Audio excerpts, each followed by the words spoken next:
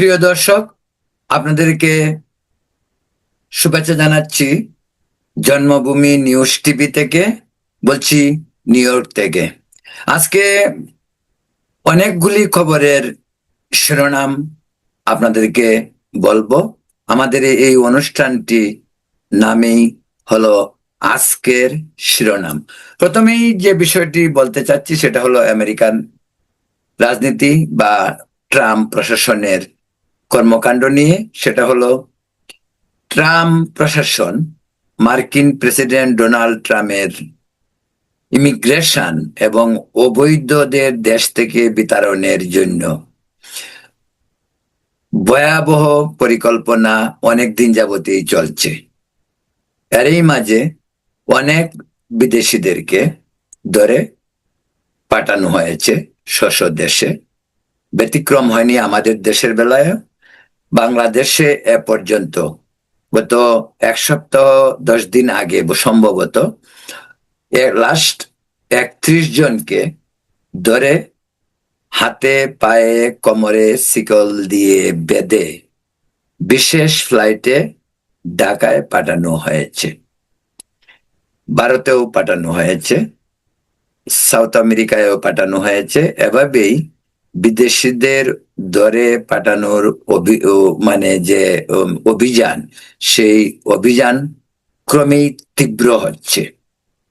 আজ ট্রাম্প প্রশাসন ঘোষণা করেছেন, একটি বাজেট ঘোষণা করেছেন। সেই বাজেটে আরো অনেক ডলার বরাদ্দ করা হয়েছে ইমিগ্রেশন এবং ন্যাচারালাইজেশন ডিপার্টমেন্টের জন্য, যাতে করে তারা আরো বেশি দ্রুত গতিতে তীব্রতার সাথে ইল্লিগেল অ্যালিয়েন্স অর্থাৎ অবৈধ অভিবাসীদেরকে ধরতে পারে এবং তাদেরকে তাদের দেশে ফেরত পাঠাতে পারে। সেজন্য বাজেটকে বৃদ্ধি করা হয়েছে। অন্য একটি বিষয়ে ইউরোপের ফ্রান্সের প্রেসিডেন্ট ঘোষণা করেছেন তারা এমন একটি বিমানবাহী রণতরী তৈরি করছেন যা ইউরোপের সবচেয়ে বড় একটি রণতরী হবে, এই বলে তিনি আজকে ঘোষণা দিয়েছেন। এদিকে গ্রিসে ইউরোপে অবৈধভাবে প্রবাসের জন্য যারা বোট দিয়ে নৌকা দিয়ে পাড়ি দিচ্ছেন, সেখানে আজ ধরা হয়েছে একটি বোট থেকেই প্রায় 500 জন। এবং আশ্চর্যের বিষয়, এই 500 জনের মাঝে 400 জনের উপর, 400-র উপরেই বাংলাদেশি। এই যে বাংলাদেশিদেরকে ধরা হচ্ছে, এরা অধিকাংশই তিউনিসিয়া, আলজেরিয়া, লিবিয়া থেকে দালালের মাধ্যমে এই বোটে ইউরোপে পাড়ি দিচ্ছিল। এখানে একটু বলে রাখা প্রয়োজন, বাংলাদেশ থেকে বিভিন্ন ট্রাভেল এজেন্সি থেকে শুরু করে দালাল যারা মানব পাচার করে, তারাই কিন্তু দেশের এই তরুণদেরকে লক্ষ লক্ষ টাকার বিনিময়ে লিবিয়াতে পাঠায়, তারপর দালালের মাধ্যমে পাঠানো হয় এবং ওরা অনেকেই ধরা খায়। অনেকেই আপনারা জানেন, মাঝে মাঝে খবর হয় যে ওরা নৌকা ডুবে মারা যায়। এমন অনেক বাংলাদেশি লাশ বাংলাদেশ দূতাবাসের মাধ্যমে ঢাকায় পাঠানো হয়েছে। আবার অনেকেই সমুদ্রে সলিল সমাধি হচ্ছে। এর প্রতিকার প্রয়োজন। মনে হয় না অন্তর্বর্তীকালীন সরকার এ ব্যাপারে কোনো ধরনের ন্যূনতম কোনো প্রজেক্ট ওদের হাতে আছে, বা এই অসৎ আদম পাচার যারা করে তাদের বিরুদ্ধে কোনো ধরনের অভিযান চালিয়েছে এমন কোনো খবর নেই। অন্য একটি খবর বলছি, সেটা হলো যে সৌদি আরব। সৌদি আরবে আপনারা জানেন সেখানের আইন অত্যন্ত কড়াকড়ি। অপরাধের জন্য, বিশেষ করে বিদেশিরা যারা অপরাধ করে তাদের যেমন যে ধরনের আইন, বা সৌদি নাগরিকদের আইনের মাঝে কিন্তু বিস্তর ফারাক রয়েছে। একটি রিপোর্ট বেরিয়েছে যে সৌদি আরবে এ বছর যত অপরাধীদের শিরচ্ছেদ করা হয়েছে সেই সংখ্যাটি গত কয়েক বছরের তুলনায় এবার অনেক বেশি। এর মাঝে আরেকটি কথা বলে রাখি আপনাদের, গত 8-10 দিন আগেই সৌদি আরবে 8 জন বাংলাদেশি তরুণকে বিভিন্ন অপরাধের অভিযোগে তাদের দোষী সাব্যস্ত করে শিরচ্ছেদ করা হয়েছে। জানি না ওদের মৃতদেহগুলি ঢাকায় পৌঁছেছে কিনা। এদের অধিকাংশই যে সমস্ত ডোমেস্টিক ক্রাইম সৌদি আরবে করে তাদের অধিকাংশই জড়িত মাদক ব্যবসার সাথে, ডোমেস্টিক বিভিন্ন ধরনের ভায়োলেন্সের মাধ্যমে, এবং সৌদি আরবের আইন অত্যন্ত কঠোর, যে কারণে ওদেরকে ধরার পর তাদেরকে শিরচ্ছেদ করা হয়। এর মাঝে অধিকাংশই পাকিস্তানি, সুদান, ইজিপশিয়ান, মিশর এবং আমাদের বাংলাদেশি তো রয়েছে। বললাম যেটা সেটা গত কদিন আগেই তো 8 জন বাংলাদেশিদেরকে পাঠানো হয়েছে। আরো একটি মজার ঘটনা হলো, এই যে প্রায় 3 বছর যাবৎ ইউক্রেন এবং রাশিয়ার যুদ্ধ চলছে, ওয়াশিংটনের একটি প্রতিষ্ঠান দাবি করেছে যে এই যুদ্ধের অন্যতম প্রধান কারণটি হলো সাবেক সোভিয়েত ইউনিয়নের যে টেরিটরি, যে সীমানা, সেই সীমানা আপনারা জানেন যে সোভিয়েত ইউনিয়ন ব্যঙ্গে অনেকগুলি রাষ্ট্র হয়েছে, যেমনটি হয়েছে ইউক্রেন। তো সোভিয়েত ইউনিয়ন, আমেরিকার বক্তব্য সেটা হলো যে একটি প্রতিষ্ঠান যে সর্বশেষ যে বক্তব্যটি বলেছে যে এই যুদ্ধের কারণটা কি, এই দীর্ঘস্থায়ী যুদ্ধ কেন বন্ধ হচ্ছে না, এবং এই যুদ্ধের সুদূর প্রসারী রাশিয়ার চিন্তা ভাবনাটা কি। এই নিয়ে তারা একটি রিপোর্ট করেছে। তারা বলছে যে সোভিয়েত ইউনিয়নের যেসব অঞ্চল তারা হারিয়েছে সেগুলি পুনরুদ্ধারের একটা চেষ্টা চলছে। বাংলাদেশের দিকে তাকাই। আজকে বাংলাদেশে আবার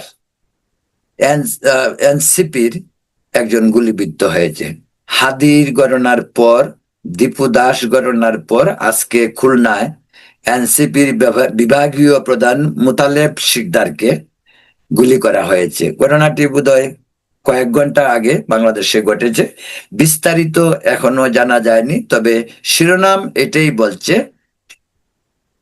খুলনা বিভাগীয় এনসিপির যে প্রধান, সম্ভবত তিনি শ্রমিক নেতা ছিলেন, তাকে গুলিবিদ্ধ করা হয়েছে এবং তিনি আশঙ্কাজনক অবস্থায় খুলনা মেডিকেল কলেজ হাসপাতালে চিকিৎসাধীন রয়েছেন। আসুন এবার পশ্চিমবঙ্গে আপনারা জানেন যে বাবরি মসজিদ গড়ার প্রক্রিয়া চলছে। সেটা করছেন সাবেক তৃণমূল নেতা হুমায়ুন কবির। এরই মাঝে মমতা ব্যানার্জির তৃণমূল কংগ্রেস হুমায়ুন কবিরকে বহিষ্কার করেছেন।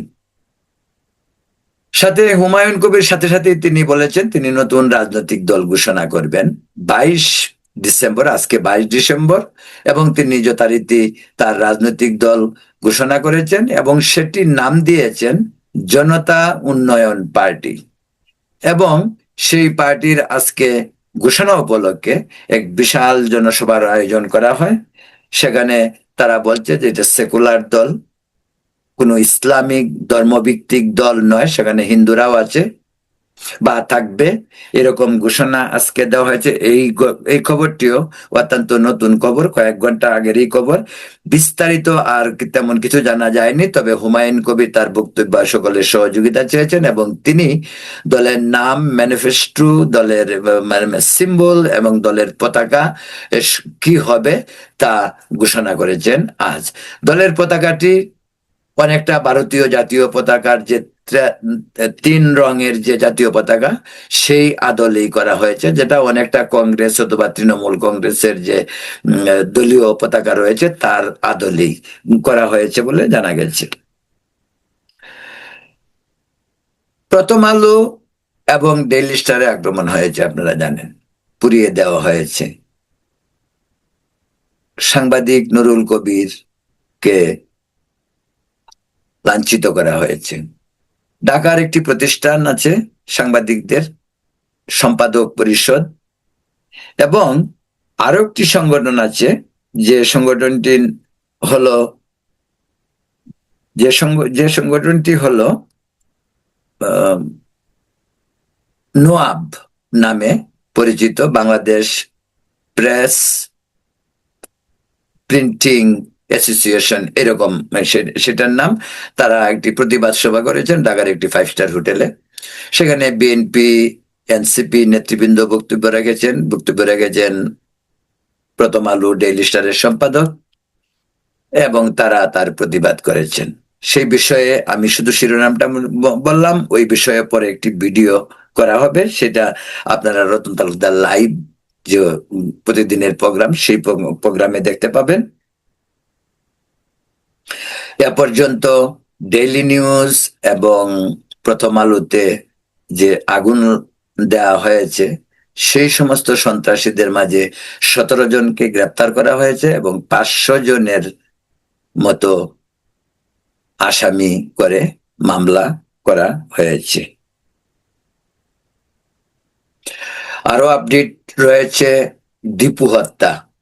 ময়মনসিংহের বালুকায় গার্মেন্টস কর্মী দীপুকে যে নির্মম ভাবে মধ্যযুগীয় কায়দায় আগুনে পুড়ে হত্যা করা হয়েছে, তার হত্যার জন্য এখন পর্যন্ত 12 জনকে গ্রেপ্তার করা হয়েছে এবং 150 জনকে আসামি করে মামলা করা হয়েছে বলে জানা গেছে।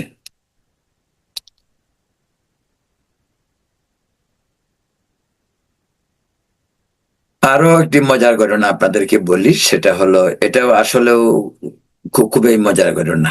হাদি মারা যাওয়ার পর প্রথমে কিন্তু দোষ দেওয়া হলো কাকে? বিএনপির মির্জা আব্বাস। তারপর আবার বলা হলো জামাতের সাদিক কায়েম তাকে, দেশে এখানে নির্বাচন করবে এই জন্য এটা হইতে পারে। কেউ কেউ বললো আবার ভারতে চলে গেছে। আজকে সে আমাদের পুলিশ বাহিনী আজকে কি বলেছে, তারা নিশ্চিত নয় সে দেশে না ভারতে গেছে।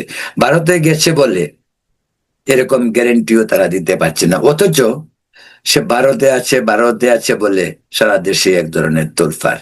এই হলো বাংলাদেশের জগা খিচুড়ি মার্কা প্রশাসনের কর্মকাণ্ড। পুলিশ আজ পরিষ্কার বলেছে তারা নিশ্চিত নয় হাদি হত্যার আসামি ফয়সল কোথায়। তাদের অনুমান সে এখনো বাংলাদেশে।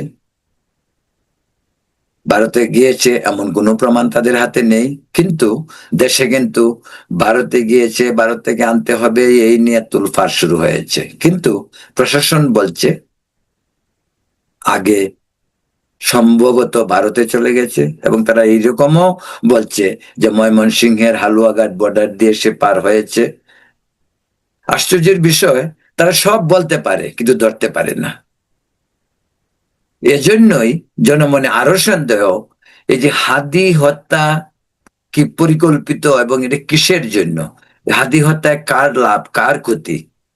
কি নির্বাচন বানচাল, ইউনুসকে আরো কিছুদিন ক্ষমতায় থাকার ব্যবস্থা করা, লন্ডন থেকে তারেক রহমান যেন ভয়ে আতঙ্কে আর বাংলাদেশে না যায় সেই প্ল্যান? এরকম অনেক কথাই বলা হচ্ছে, তবে কোনো কিছুই স্পষ্ট নয়, অস্পষ্ট। এদিকে কলকাতা থেকে আরেকটি খবর কলকাতার আনন্দবাজার পত্রিকায় বেরিয়েছে, সেটা হলো যে ওসমান হাদিকে নজরুলের, আমাদের জাতীয় কবি কাজী নজরুল ইসলামের সমাধির পাশে কবর দেওয়া হলো, তা নিয়ে বর্তমানের পুরুলিয়া, যেখানে কাজী নজরুল ইসলামের জন্ম, তিনি জন্মসূত্রে ভারতীয় নাগরিক, তাদের পরিবার উদ্বেগ প্রকাশ করেছে। তারা বলছে যে এখন এখানে নজরুলের সমাধিই থাকবে কিনা এটা নিয়ে তাদের শঙ্কা। এবং তারা এও বলেছেন এই হাদিকে নজরুলের পাশে রাখার কারণে অনেক রাজনৈতিক বিড়ম্বনার ভুগতে হইতে পারে নজরুলের সমাধিস্থল।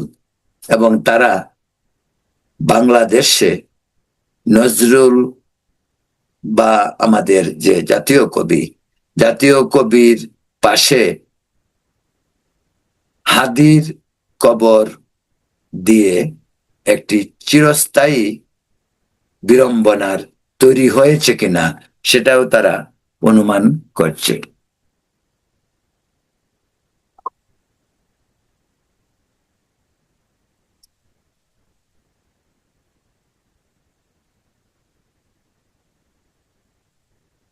প্রিয় দর্শক, আরো একটি সর্বশেষ যে খবরটি সেটি হলো যে দীপু হত্যার ঘটনা নিয়ে ভারত সরকার যে প্রতিবাদ করেছিল সেই প্রতিবাদ পাঠিয়েছে বাংলাদেশ। বাংলাদেশ কি বলছে বিচ্ছিন্ন ঘটনা, এটা কোনো সংখ্যালঘু ইস্যু নয়, এটা বিচ্ছিন্ন ঘটনা। যাই হোক, ভারত সংখ্যালঘুদের উপর অত্যাচারের কাহিনী নিয়ে যে উদ্বেগ প্রকাশ করেছে, বাংলাদেশ তার প্রতিকার করে বা তার প্রত্যুত্তর দিয়েছে। সেই প্রত্যুত্তরটি এইরকমই যে এটা ডোমেস্টিক ভায়োলেন্স, যেটা বাংলাদেশ বলতে চাচ্ছে এটা সংখ্যালঘু ইস্যু না, কিন্তু আদতে এটি সংখ্যালঘু ইস্যু এ কারণেই যে যেহেতু দীপু সংখ্যালঘু, দীপুকে ধর্ম অবমাননার নামে